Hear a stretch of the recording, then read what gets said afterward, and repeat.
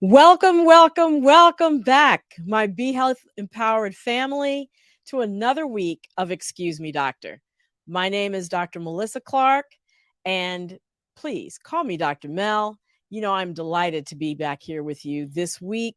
We are here every week doing what we do on Excuse Me, Doctor, making sure that you have the information that you need to make wise health decisions. And of course, we're streaming on YouTube. We are on Facebook. We're taking questions live. And if you are new to the show, or if you're a friend of the show and you haven't done this yet, please hit subscribe if you're on YouTube, and like if you're on Facebook. I really appreciate if you could do that. And also, please remember to put your questions in the chat, because that's why we're here. We are here for you so that you can get your questions answered. So now, let us get into creating an amazing week, because we have some incredible stories here for you tonight and an incredible show. But before we even get into that, you know what I have to do. I have to introduce my incredible producer and co-host, Mr. Wayne Bruce, bringing you the word from the street, what's on everybody's mind, your voice in the studio. Howdy, Dr. Mel. Look, I'm excited, man. I'm matching. I had the cold color tone going for the show and everything. I see you. Trying to make sure your hat and the show coordinate. Coordinate. Okay, I got you. It's about coordination. Right. Look, I'm excited because people have been asking me to ask you about our subject. But before we do, we have a new guest host this week. You know, yes, we do. We have a new guest host. Drum roll. New guest host. I'm excited. Should I do the drum roll? Go ahead, do the drum roll. Okay, I can't even hear it, but don't worry about it. We'll add it in. We'll add it in for radio. Okay? We'll add it in for radio. Look, coming to you, she's a portfolio manager for multi-family housing. How's that? Yeah. She's our friend. She's a great friend of the show. Let me get it up. Miss Swayze Bryant. Y'all welcome Swayze Bryant to the show. Everybody. Yay. Come on, put your hands together. Do I have applause? Hold on. I got applause in here somewhere. Everybody, here we go. There we go. Oh, Dr. Mel, what a warm welcome. Oh, you know, I love your show. I'm excited to be here. I'm excited to learn about tonight's topic and to have a little fun with Mr. Bruce here. Come on, man. Come on, we're gonna have some fun. We are delighted to have you, and we are gonna make it happen tonight. Because you mentioned something about tonight's topic, right? Yeah, my friends have been calling me. Just when we thought we were out of COVID, comes something else. The monkeypox. Come on. Right. Y'all. And that's what we're going to be talking about tonight. And it seems like it came out of nowhere. And already we have misinformation. We have IG monkeypox experts, right? And we have stigma attached to it. So we're going to go through all the facts, as we always do on Excuse Me, Doctor. We have found a medical professor and virologist. He teaches about the family of viruses that monkeypox belongs to, and he is going to break it all down for us tonight. So y'all do not want to miss this. I'm excited. Me too. You know, I get my information from Dr. Mel. I don't trust anybody else in these streets. Hey, look. Hey, Swayze, I did the same thing. These streets are not for information. They just not. You can have fun. You could even run the street if you're real old or grown, but you cannot get your information, your medical information, from the streets. It just does you gotta not. go straight to the doctor. Straight to the doctor. I hope that everybody is going to share this episode, because I want you to share it with anybody who you know who wants to get the facts on monkeypox. And that should be everybody. So please share it widely. Stop what you're doing and just go ahead and do it right now. Just go ahead and share. Go share. Go share. Call your friends. Call your people. Tell them we're in the house. We're going to talk. We're going to get the truth about monkeypox.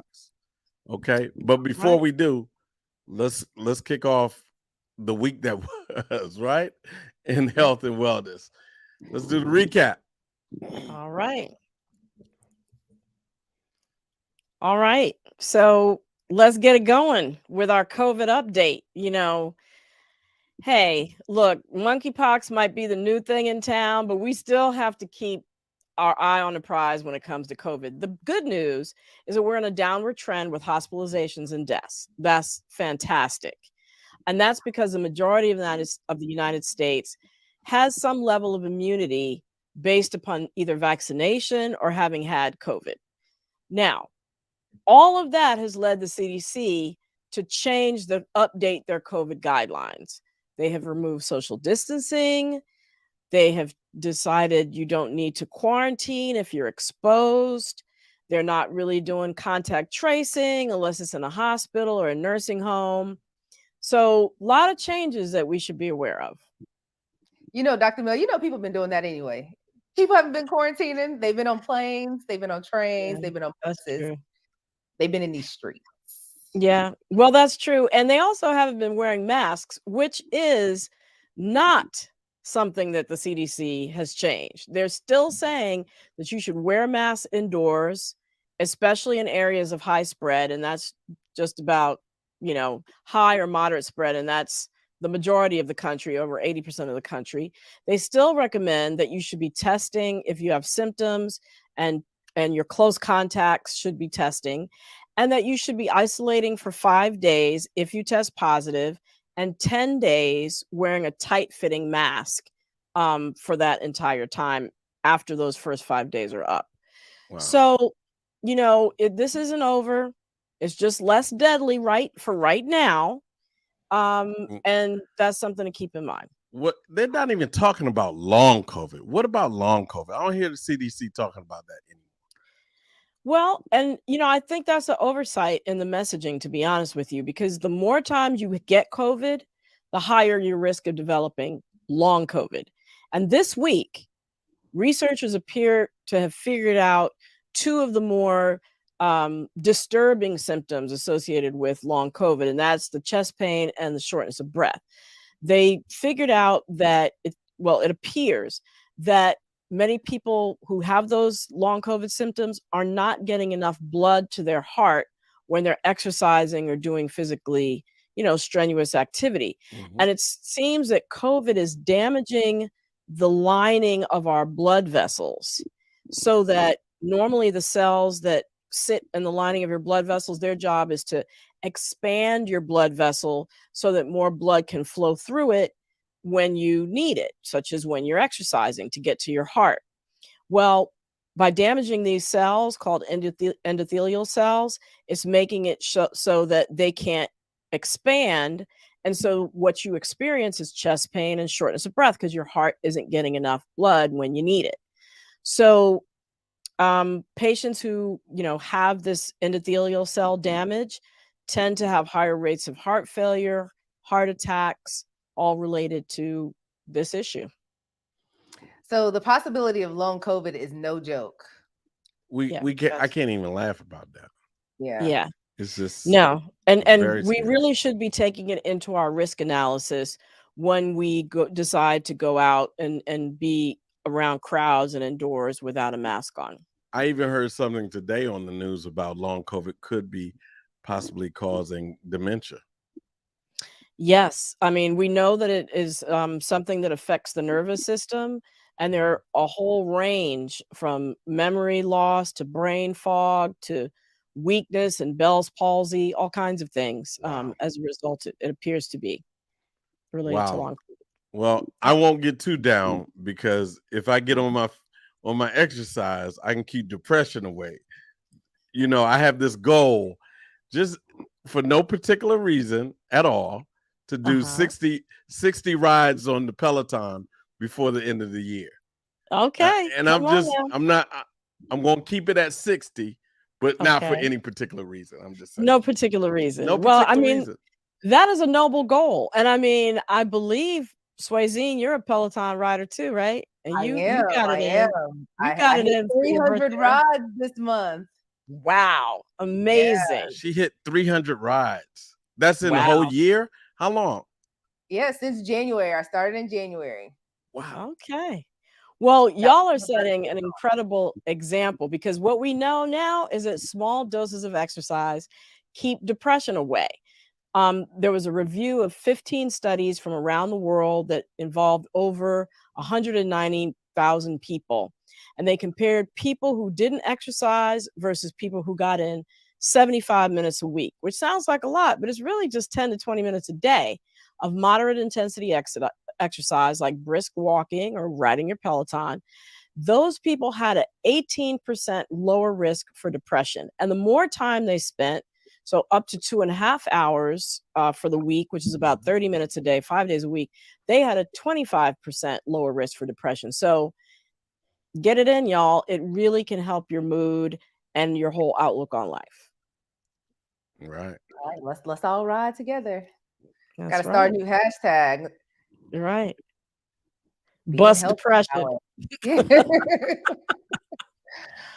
All right, Dr. MEL, you know, I'm all about beauty and keeping our skin together, but tell us what's going on with these skin whitening products.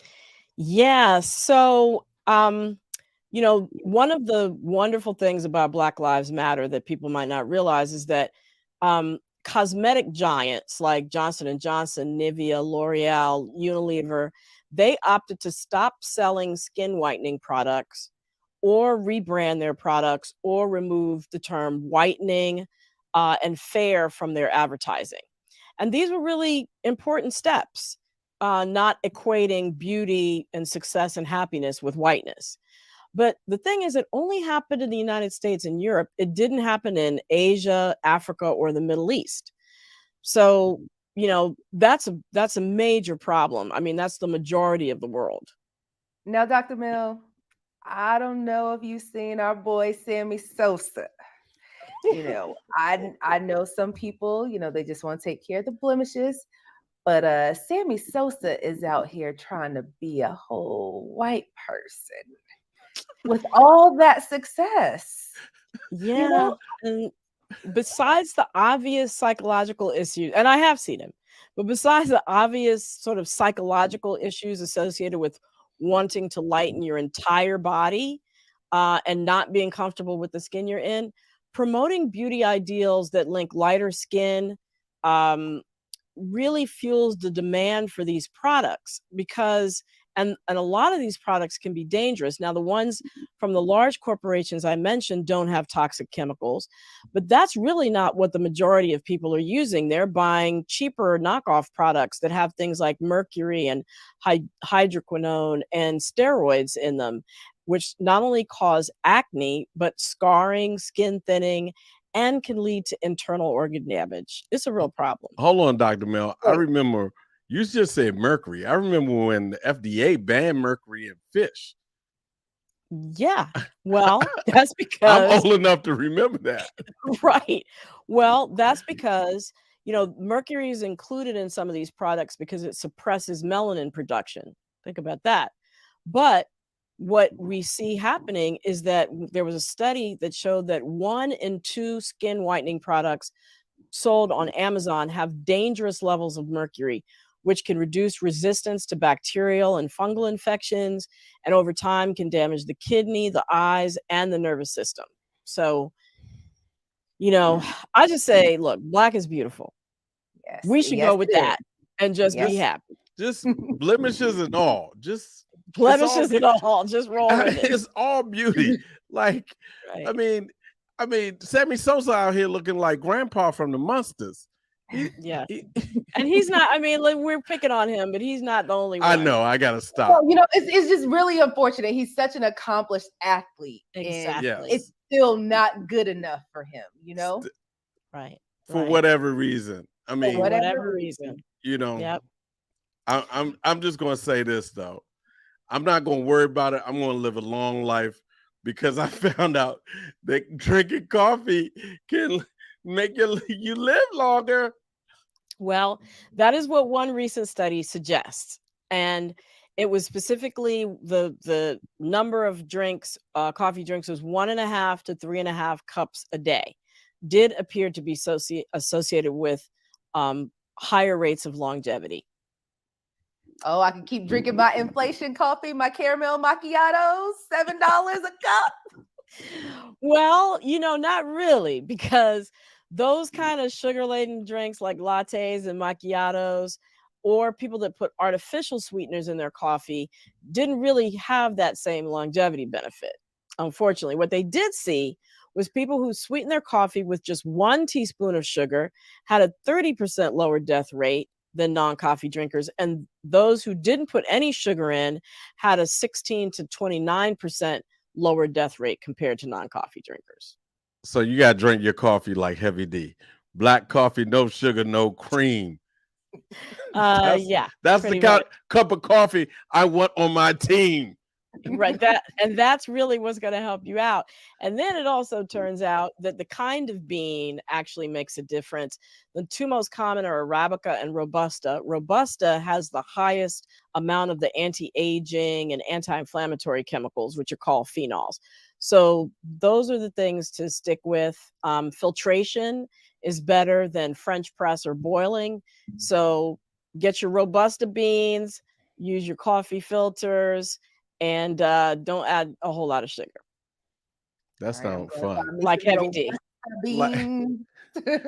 Like, this year, this past couple years have been just one hit after another, man.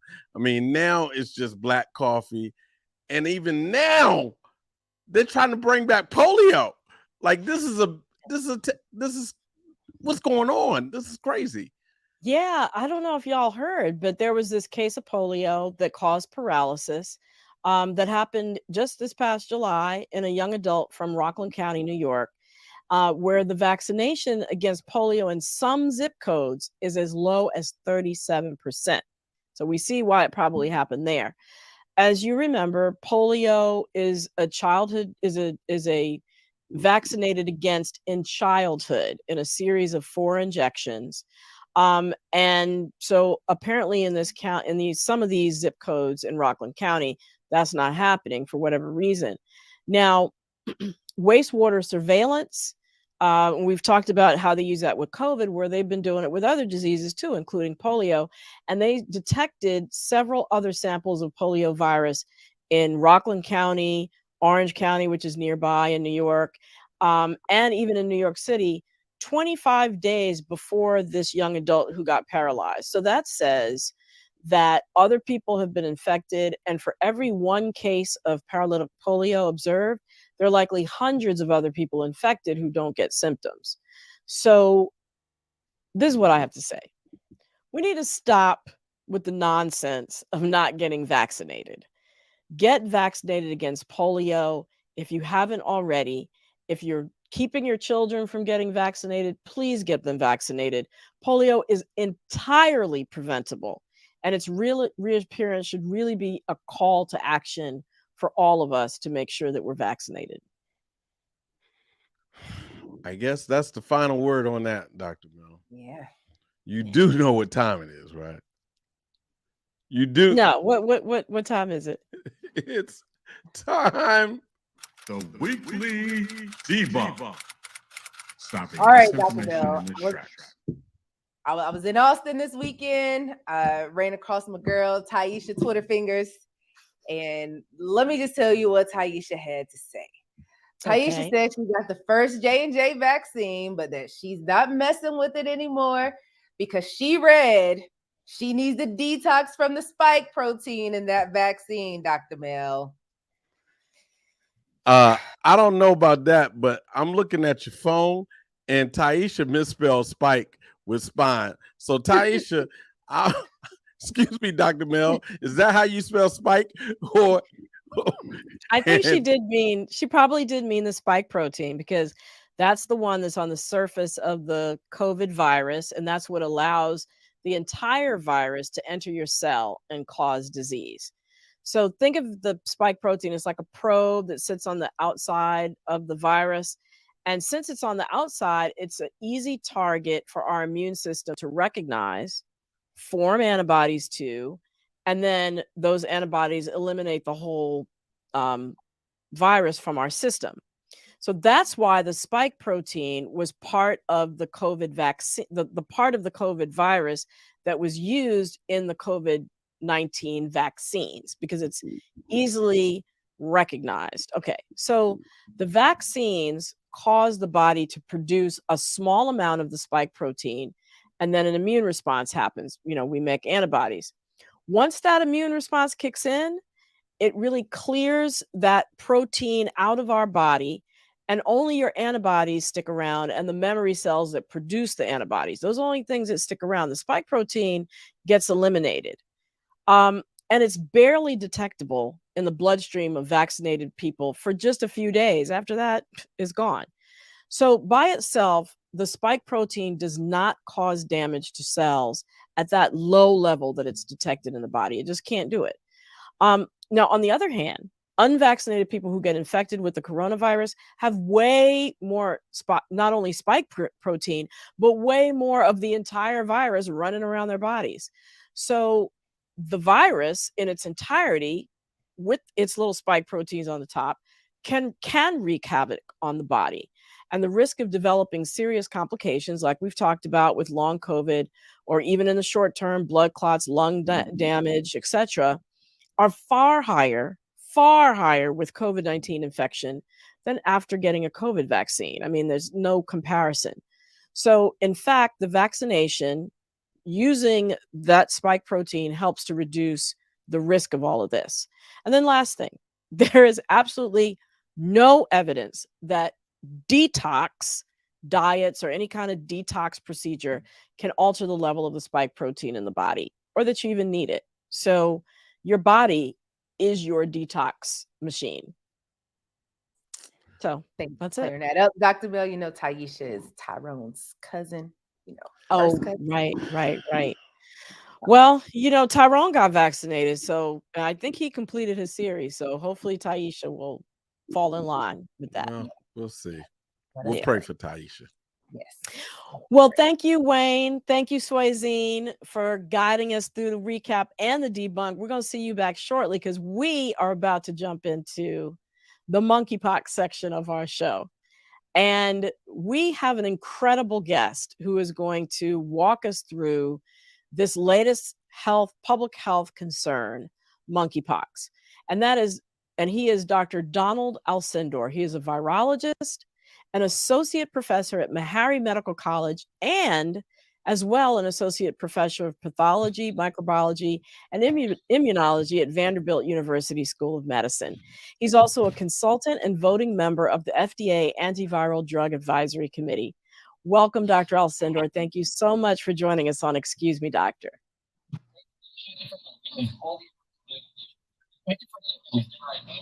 Absolutely. So, the question on everybody's mind, what is monkeypox and where did it come from? So I think we have to start from the beginning. So monkeypox, as we think, is a misnomer because the monkey is not the original reservoir for this virus. It's thought to be a rodent. And so it can infect monkeys, but again, a misnomer as terms of monkeypox. This is a virus infection that's a zoonotic infection, meaning that it can infect animals, and from animals, humans can become infected. So This is a member of the arthropox family of viruses that includes the smallpox virus, the cowpox virus, vaccinia, which is another virus, and the vaccinia ankara strain is the actual virus that is used as a vaccine virus against smallpox or other arthropox family of viruses. Okay. So why is it that we're now just all of a sudden hearing about monkeypox, which sounds like it should be called rodent pox? But why are we just now hearing about monkeypox, and why is it now worldwide? Like, what happened? So the incidence of monkeypox in the United States has simply not been around. So when we think about it, there's been sporadic cases of monkeypox in the United States back in 2021. But again, this was travel-associated monkeypox for people that travel to Africa and came back to the United States. Limited cases, we had a few individuals or one individual. But in 2003, something important happened. And that is, you had a shipment of about 9 different species of animals from Ghana to Texas. And it turns out some of these animals were infected with monkeypox, and they were housed in the vicinity of prairie dogs that were destined to be sold as pets through a pet store. So about 47 different people became infected with monkeypox. Again, a small infection. And again, there was work with the CDC and the local health authorities to limit the spread of monkeypox at that time. And we didn't see any large outbreak develop. However, monkeypox has been increasing since the last 25 years, more than the last 40 years in incidents around the world. And so because we do not vaccinate for smallpox anymore, what we have seen is an increase in vulnerability to monkeypox. Because smallpox is now eradicated, monkeypox now becomes clinically relevant in terms of an infection in humans, where we are now considered a vulnerable population. Because if you're under 50, you haven't been vaccinated for smallpox. Right. Okay. So therefore, there's a larger number of people who are vulnerable because they stop vaccinating against smallpox. So there are more people who are vulnerable to monkeypox, which is kind of like its kissing cousin, basically. That is correct. It turns out the orthopox family of viruses, they share antigens. And if you develop an intervention against one, that intervention is very well likely to work against another. So a small hold on, you used a word that people might not know, antigen. So we just finished talking about the spike protein on the COVID virus. That is an antigen. It's a protein or on the surface or something that stimulates an immune response because the body recognizes it as foreign. So you're saying that the smallpox and the monkeypox virus share some proteins that our body makes antibodies to. That is correct. And because of that sharing, that genetic similarity, then if you're protected against a vaccine that will protect you against smallpox, it will protect you against monkeypox as well and other pox family viruses. Got it. So has there been a difference? Like, has monkeypox mutated or changed in any way? Are there variants of monkeypox running around? There are mutations that they have seen in the current monkeypox outbreak.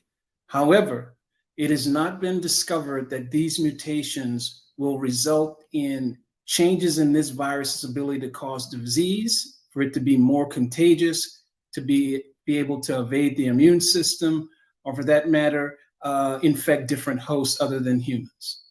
Okay. Now, I didn't hear you mention cause death. Can you die from monkeypox? You can. And for certain people that have underlying conditions, particularly immunosuppressed conditions, these individuals are at greater risk for more severe disease associated with monkeypox infection. It turns out monkeypox, under certain circumstances, can have as high as a 10% fatality rate. And it's going to be in those individuals that more than likely have an immune compromised condition. And again, in the form of encephalitis that can oftentimes leads to cellulitis and pneumonia, monkeypox can be life-threatening in certain populations. Okay, and so to break that down, encephalitis means an infection of the brain, right? And cellulitis, that's correct, a bad infection of the skin. So, what are the typical symptoms of monkeypox, and how long do they last for? So the symptoms are going to start out with just feeling bad. So fatigue, malaise, and then there's going to be headache and chills. There's one characteristic feature of monkeypox that most people get, and that is a rash. According to the CDC, 98% of individuals presented to the CDC as having monkeypox that was confirmed had a rash. Now, that rash can change over time. This rash can also have fluid inside the lesions, and that fluid is highly infectious. Okay. And how long are you contagious with monkeypox? Like, how long do you have to isolate if you get it? So we're looking at 2 to 4 weeks. And again, you can gauge this by looking at how these lesions resolve themselves. When you see the lesions dry up and then they become covered with new skin, which happens in about 2 to 4 weeks, then that person now is considered not contagious in terms of transmitting the infection to a contact. Got it. So how do you pass monkeypox from one person to another? So we have to think about this as indirect ways and direct ways. So in terms of direct means of transmission of the virus to a contact, this is by intimate, sustained contact. It can be transmitted by the respiratory secretions. It can be transmitted by touching the vessels from the rash, that is the pustules that can be in the rash. So intimate contact in the form of hugging, kissing, prolonged face-to-face, intimate contact that might include sexual behaviors and so forth. And of course, there's also contact that is indirect, meaning that fluid from these lesions that get on towels, linen, blanket, and clothing are highly infectious. So when you think about the most serious opportunity to become infected, it's going to be direct skin-to-skin interaction with materials from the lesions of a person that has an acute stage infection of monkeypox. So then or this is a question I'm sure somebody might have in the audience, do I need to be concerned when I, let's say, go to a movie theater and sit in a seat that somebody with monkeypox might have sat in?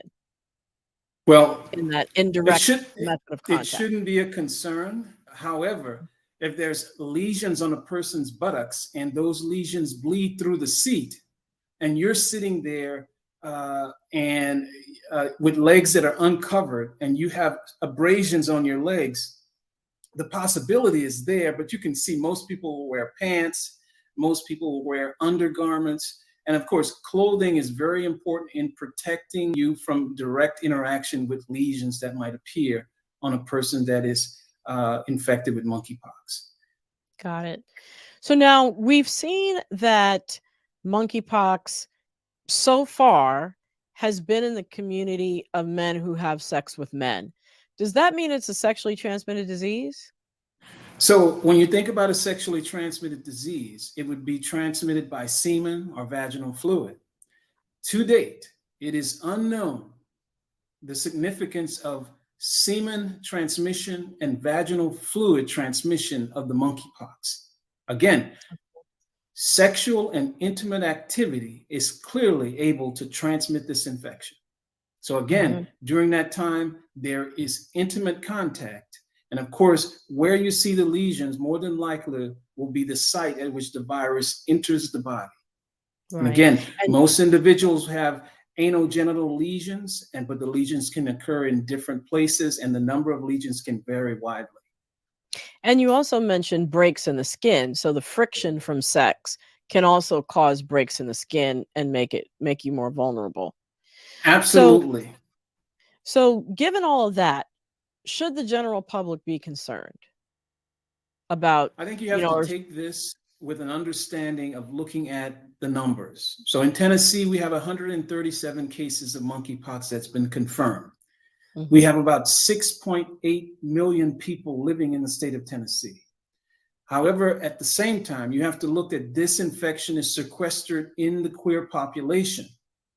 And so when you start adding the numbers up, you can clearly see that your infectious risk for monkeypox as a general population, as we see it now, would be low. However, we have to be vigilant. And again, if you are a part of the queer community, you interact with people that are having multiple sex partners, then you come closer and closer to high risk behavior for monkeypox transmission. You have to be concerned. And so if you are interacting, having sex with, or for that matter, in living with a person that has monkeypox, you're going to be at high risk. And of course, if you are having multiple sex partners with other members of the at-risk community, then again, your risk level becomes high. So it depends upon your risk level based on the behaviors you're with, you're participating in, and the people that you're interacting with. That makes sense. Okay. So are there trends that we're seeing in terms of spread or hospitalizations that we should be aware of? And so monkeypox in general, for people that get it, usually this will be symptomatic. However, within about 2 to 4 weeks, they should get better without hospitalizations. However, in some people that have underlying clinical conditions, I'll give you an example, a person that maybe has had a organ transplant that requires drugs to suppress their immune response may be more vulnerable for monkeypox. A child that is very young who has an immune system that is underdeveloped may be at greater risk for severe complications of monkeypox. A person that is older living in an elder care facility that might have many types of underlying conditions may be at greater risk for more severe disease. But what we know is that nobody in the United States have died of monkeypox. And so what we hope is that is a trend that continues. So, there have been some challenges, I think, with getting vaccinations out, even to the community of men who are having sex with men. Will the entire population eventually need vaccination, do you think? This is a wait and see approach. And the idea is that we're looking at the significance of spillover into the general population. That will be a concern. We're starting to see a number of children being infected with monkeypox. Children are a very good vector for transmission because they will easily get around. Their habits when it comes to hygiene is always going to be questionable, and they would be good at spreading this infection. But what we're seeing now, if you take into account places like Texas, California, Florida, New York City, and so forth, you see high levels of monkeypox there. The numbers are rising. Now, once we see a significant spillover into the general population, and again, you have to expect that. And so what will happen is that we will see if the introduction of the vaccine will curtail that spread. And at the same time, you will have people that are going to be getting well. So those people that are infected are going to get well, and they are not likely to spread. The education and awareness that comes with a broad approach to telling people what they should do about monkeypox, if that will help. Gay men are now starting to restrict the number of sex partners they have and to participate in behaviors that will limit monkeypox spread. And so when you take all of those things into account, we still have an opportunity to curtail this infection that we see here in the United States, but it's going to be a matter of time. And if we see significant spillover into the general population, then we could see considerable spread that may require significant tracing of people and vaccinating portions of the general public. But at this moment, this is not the stance of the CDC at this moment. Okay. So related to vaccinations and who's getting vaccinated, the trend that it appears that we're seeing, though, is that it's men of color, Black and Hispanic men, who are disproportionately getting monkeypox. Are those individuals also proportionally getting vaccinated? Well, again, vaccine access has been difficult for people living, particularly in vulnerable populations. And again, people that are living in pharmacy deserts, people that lack health insurance are going to have a difficult time in being able to access the monkeypox vaccine. The vaccine that we have now is clearly not enough for the demand. And that is, we won't see significant vaccine probably until next year. But again, we're hoping that the administration will take the lead in trying to basically create opportunities to increase production of this vaccine. And again, those African-American and Hispanic men that are part of vulnerable populations will have less access for these vaccines. The dose sharing that we're seeing to try and expand the use of this vaccine by giving 5 individuals to be vaccinated instead of 1, I think that will help stretch this vaccine.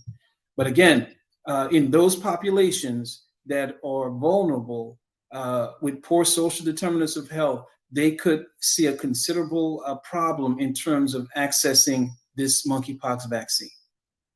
So is there any practical advice if I'm a gay Black man who has more than one sex partner and I know, that I potentially am at risk? Should I be contacting my local health department, my doctor? What should I do? I think if you're there and you have a person, you're living with a person that you know is positive for monkeypox, infected, and have been confirmed, then you ought to be concerned. And if you've been having sex with that individual, then you should be monitored by a health professional. You should also consider being tested for monkeypox. And so if you're part of a high-risk group, you have to be concerned. However, self-monitoring, if you haven't been involved with the person that have monkeypox, is very important. Having multiple sex partners, you have to consider reducing the number of sex partners that you have. And again, being able to access the vaccine, you may have to go out of state to access this vaccine. But again, if you're at high risk and you meet eligibility requirements, then it's a matter of just finding a place to get the vaccine. And again, I would tell all individuals that need the vaccine to look to your local health departments where this vaccine has been supplied to, and then try and find a way to register for this vaccine so that you can get it. Now, again, some people are concerned about the amount of vaccine they might get. Even if you're getting the intradermal injection of a 1/5 dose, that is likely to be protective based upon studies that have been done in comparison with the Genuos vaccine that's available now. And again, the Genuos vaccine is a vaccine that has been tested in immune vulnerable populations and is safer than the ACAM 2000 vaccine that is more readily available. So the Geneos vaccine is the one that you should be asking for if you can get Absolutely. it. Absolutely. All right. Well, I have more questions, but I got to make sure that we get our audience questions in here. So I'm going to bring back Wayne and Swayzine. And what's it looking like out there? Wow. Questions out here. Yeah, it is on fire in the comments. And great questions. Go ahead, Sway. You want to start? All right, so we'll take the first question from Marie Claire Brown. And her question is there any known incidence of monkeypox in a person vaccinated against smallpox? So that's a question we talked about at the beginning of the show. And that is, we stopped vaccinating for smallpox back in the late 70s, early 80s. And the idea is that if you're sitting there and you're under 50, more than likely you were not vaccinated with smallpox. Turns out in 1960, we had only 5 vaccines available to us in the United States. Again, smallpox, diphtheria, polio, pertussins, and whooping cough, okay? And so the idea is that when you look at those number of vaccines that we had, over time that changed. But again, not vaccinating for smallpox made us vulnerable to monkeypox.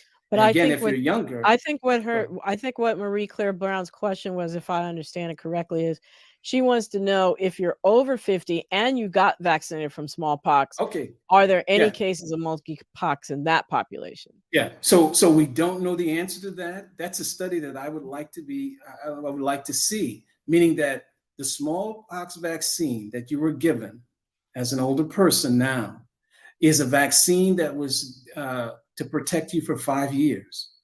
But what we know about the immune response is that the immune response is amazing in terms of memory cells that can hang around. And of course, if you're infected with monkeypox, do you see a diminution of symptoms? Do you see people that are asymptomatic that got a smallpox vaccination back in the day? That hasn't been done, but I think that study will be done shortly. And it has to be done, because what it will say is that, and it would be done in vulnerable populations, that is, gay men that are older and have gotten the smallpox vaccine. Do you see a reduced incidence of monkeypox even in those individuals that have been in contact with people that are infected? Right. People over 50 want to know. All right. Absolutely. Next question. So we have a few people ask this, but I'm gonna pop up Yvonne's, and Yvonne is a incredible follower and viewer. She has a few questions, and they're all good questions.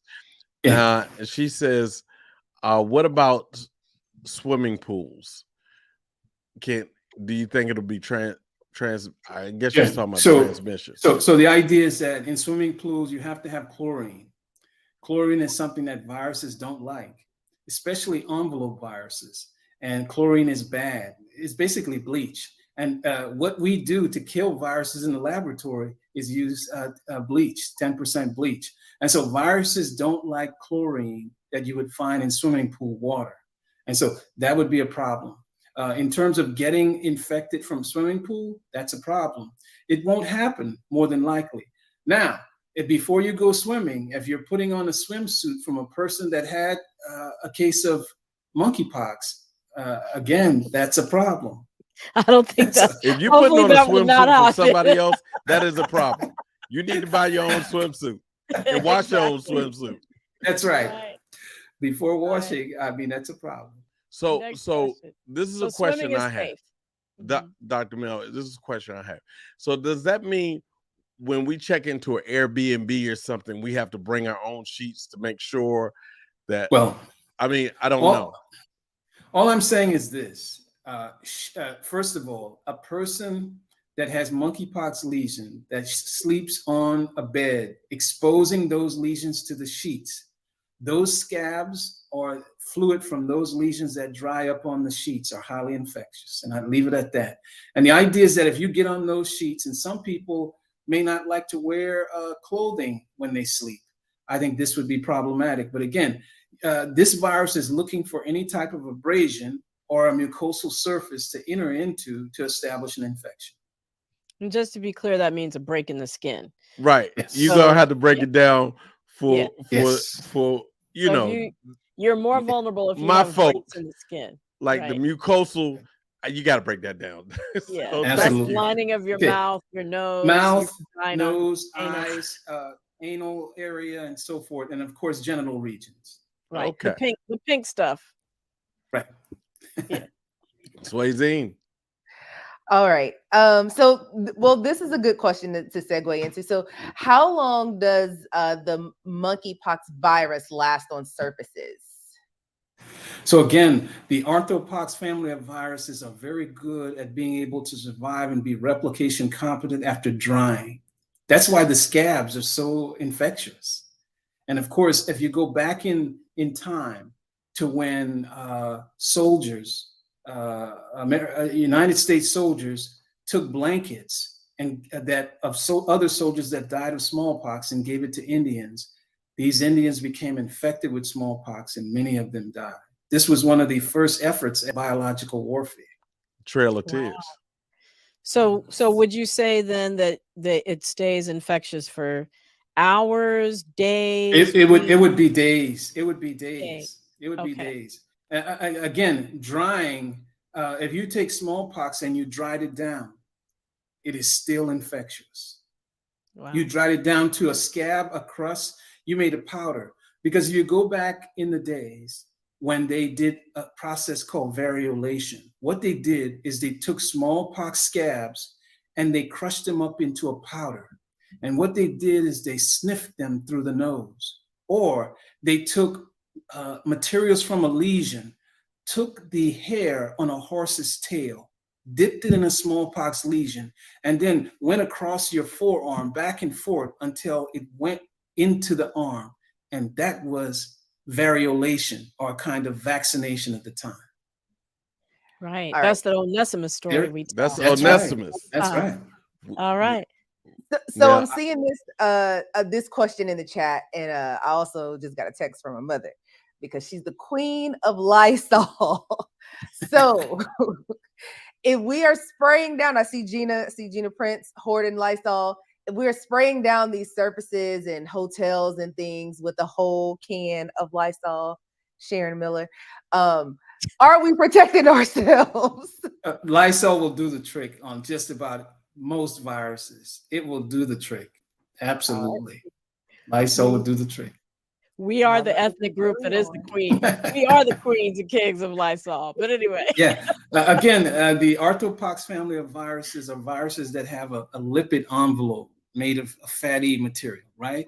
And it turns out that these reagents that you buy that are disinfectants, they destroy that lipid cover. And again, when you do that, these viruses are no longer infectious. All right. Well, that's good news. And Tracy Walls says, back to taking sheets and towels when traveling, doing along with Lysol. Everybody agrees. So we have another question, and Yvonne is a great question. Do you see, will it spread? We will see it spread. Men lie. Oh, she's talking about, do you think it'll start spreading like AIDS because men lie to their female partners? Yeah, so this is a problem in the sense where there are certain men that are bisexual, meaning that they have, some of them have a wife with children, and they have another partner on the side, usually a gay man or another bisexual person. So this is an avenue by which the virus can spread into the pediatric population and to women. And so the idea of it spreading like AIDS, what we're hoping for is that doesn't happen. What we know is that in terms of sexual transmission, the information is still out in terms of this virus being transmitted by semen and vaginal fluids. Viral DNA has been found in the semen of people that are infected. However, the testes is an immune privileged site, and it turns out that the virus can be there, but it's not replicating or dividing in a sense. And so you're not making more virus within that reservoir of semen. And so it's not likely to be enough there to transmit the infection like a regular sexual transmitted infection like HIV. We don't think that this virus will get to that point.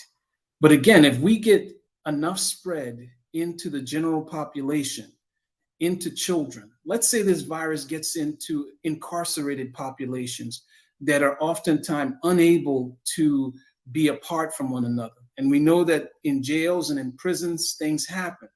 This virus could take off in that setting. And again, we got football season coming. This is a virus that can hang around in locker rooms and be transmitted quite readily. And so all I'm saying is that it's about opportunity here. It's about this virus getting to vectors that are more easy to transmit. And again, like children, you're talking about parents and you're talking about other people. We don't know what this virus will look like in babies or in people with organ transplants or older people or people that are under 8 years old that have immune systems that are not developed. And so what we're hoping is that if this virus then crosses over into other vulnerable populations, we hope that it would be limited. And of course, if it does not, then we have a chance to control this infection going forward. If it stays sequestered in the queer community and the numbers start to plateau and the vaccines start to be widely distributed within that community, and people at the same time, after about 2 to 4 weeks, will get better. And there's clear recognition from the gay community that they understand that this is a problem, and they're being engaged, and they are limiting their activities to try and control this infection. And I think when you think of all of these things, we will find out in the next 2 or 3 months. By Christmas time, or for that matter, by Thanksgiving, we will be able to look back at this time and see where the numbers are. Because when you think about it, other than Texas, Georgia, New York City, California, and places like that, we don't see monkeypox numbers above 400 in other states. We still have states that have 2 and 3 and 5 cases of monkeypox. And if we can maintain that to where this is sequestered, then what we know is that targeting those states that I just talked about is the best way of controlling this. And of course, you can be as aggressive as what they're doing in Harris County, Houston, Texas. And that is, their health officials are saying, we are going to go on a campaign of vaccinating all our vulnerable population. That is, all those individuals that are gay men that are likely to have HIV or at risk for HIV. We are on a campaign to vaccinate all of them. And I think that's wonderful, but it sounds like there are a lot of ifs. Right. Yes. Between now and Thanksgiving. Yes. And this is really sort of the pregnant moment where a robust public health response is needed that really goes out and engages. We need to learn what we should have learned from COVID is how to engage communities that are hard to reach communities and get the right messages and help them make the right choices and give them the tools. In the case of COVID, it was masks and then later vaccines. Now it's condoms, abstinence, limiting your sexual partners, and getting vaccinated. So absolutely. There's and I want to say that for those vulnerable communities that have poor access to vaccines, this is where the mobile vaccination programs that, like we have at Meharry, will be able to get on the move and meet people where they are to deliver those vaccines. And again, those vaccines need to be free and available. Go Meharry. All right. Yeah. I think we have time for one more. You want to read that Yvonne question, Swayzine, about pregnant? All right. Tell us about what could happen with pregnant women and their fetus. Yeah, what we know is that there is transplacental spread of this virus. So a mother can transmit this infection to a child. What is the concern here is that pregnant women and breastfeeding women should be of great concern and should be considered for treatment. And of course, when I talk about treatment, I'm talking about antivirals.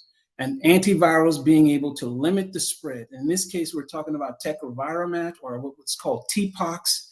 This is an intervention that was developed to treat orthopox viruses. And of course, women, and we know that all pregnant women are not completely healthy. Some of them can have immune suppressive conditions. And of course, they should be considered for interventions with antivirals if there's any sign of them being infected with monkeypox, because there's evidence that shows it can be transplacentally transmitted to their unborn child. Okay, so remember that TPOXX is not a wrapper.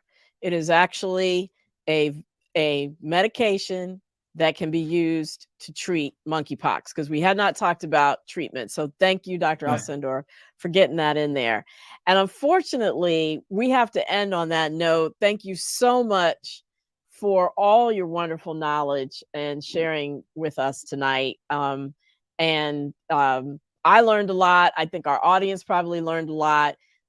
You were incredible in all the knowledge you dropped. So thank you so much. Thank you for having me. Absolutely. And of course, I have to thank you, the audience, for giving us all those incredible questions.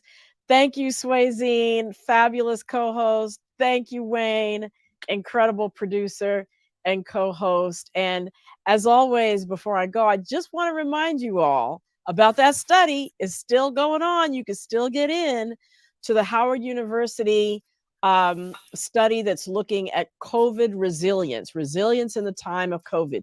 You don't have to have you don't have to have had COVID to participate in the study. It just means, how have you been coping during this pandemic? So the participation is voluntary, but if you fill out just 2 surveys, you can receive compensation of up to $100. So if you're interested, reach out to Dana Harvey Research at gmail.com. That's Dana, D-A-N-A, Harvey, H-A-R-V-E-Y, research at gmail.com. You'll be speaking with Dana Harvey, who is the research assistant for this Howard University study. Well, thank you once again for joining us. We will see you back here next week. And until we see you, remember to be wise, to be well, and to be health empowered. Thanks for joining.